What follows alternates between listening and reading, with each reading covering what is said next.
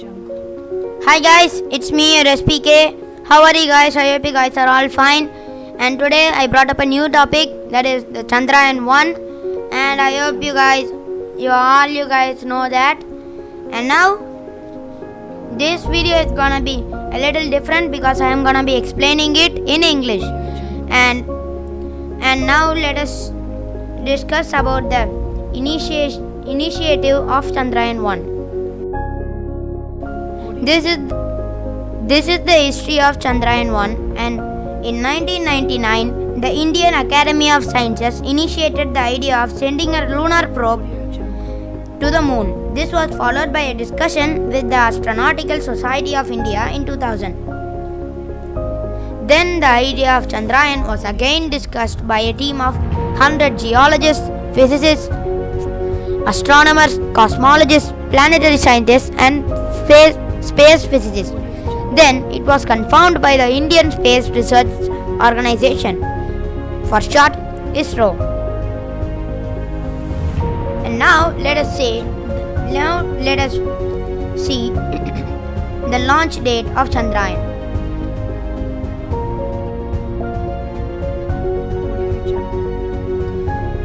So, Isro successfully launched Chandrayaan 1 on 22nd October 2008.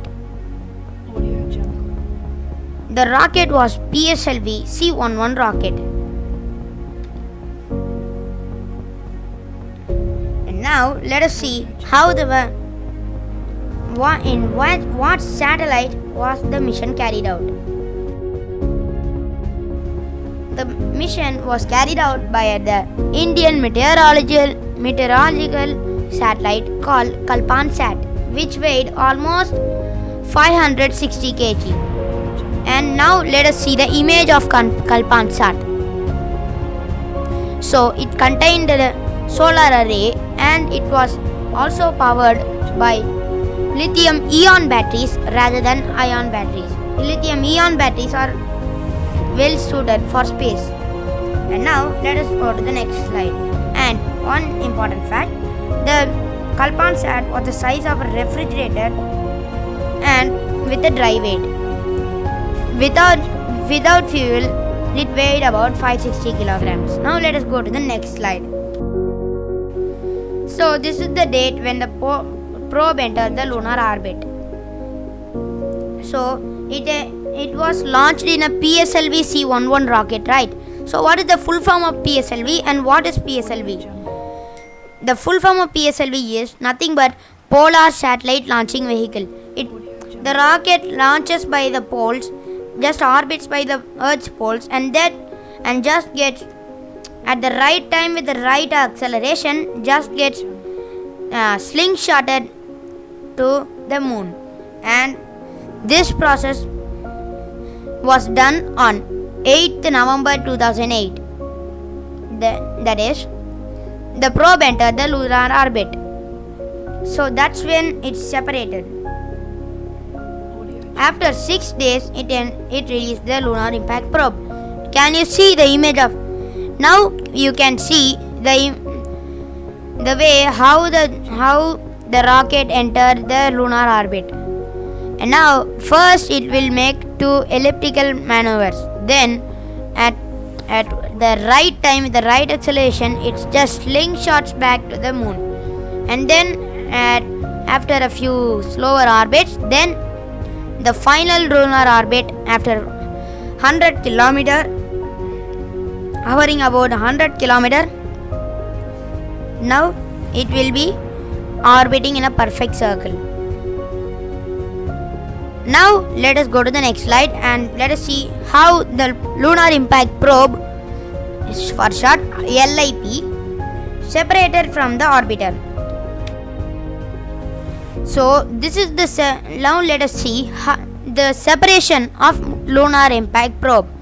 Now after the launch from the Satish Dhawan Space Center at Sriharikota, Andhra Pradesh on 14th November 2008, the moon impact probe separated from the orbiter at 14:36 UTC, which is nothing but 8:06 p.m. Now let us see the lunar impact probe. So this is the lunar impact probe, and now let us see the thruster. So this is the thruster. From this is where it just propels, and it exactly hit the moon's south pole and just orbited around it. So now let us go to the next slide. So the Chandrayaan 1, the PSLV C-11 rocket, not only took the payloads from our countries but from other countries including NASA, Germany, Sweden, ESA, for the full form is European Space Agency, and Bulgarian Aerospace Agency. So in that, the NASA's payload was the Moon Meteorology Mapper. And then now let us go to the next slide. So Chandrayaan 1 was not only to orbit the moon but was to scan for specific elements such as magnesium, aluminium, silicon, calcium, iron, titanium, radon, uranium and thorium. And it successfully identified the presence of titanium and calcium along with accurate measurements of aluminium and magnesium while hovering just 100 kilometers above its surface. Okay, now let us go to the next slide, okay? The scientific payloads from our country included the terrain mapping camera. It was one of the main objectives of Chandrayaan 1. The objectives of Chandrayaan 1, one of the main objectives of Chandrayaan 1 was to make an atlas of chemical composition of the moon with an altitude resolution of 5 to 10 meters. So this terrain mapping camera was very helpful for that process. And now let us go to the next slide. So this is the hyperspectral images, and this was also used to measure the temperature, and it can measure temperature and show colors according to it. So the Chandrayaan made a detailed study about this. So this was very useful in making an atlas. Now let us go to the next slide. Lunar Laser Ranging Instrument. As said before, it had an altitude resolution of 5 to 10 meters, right?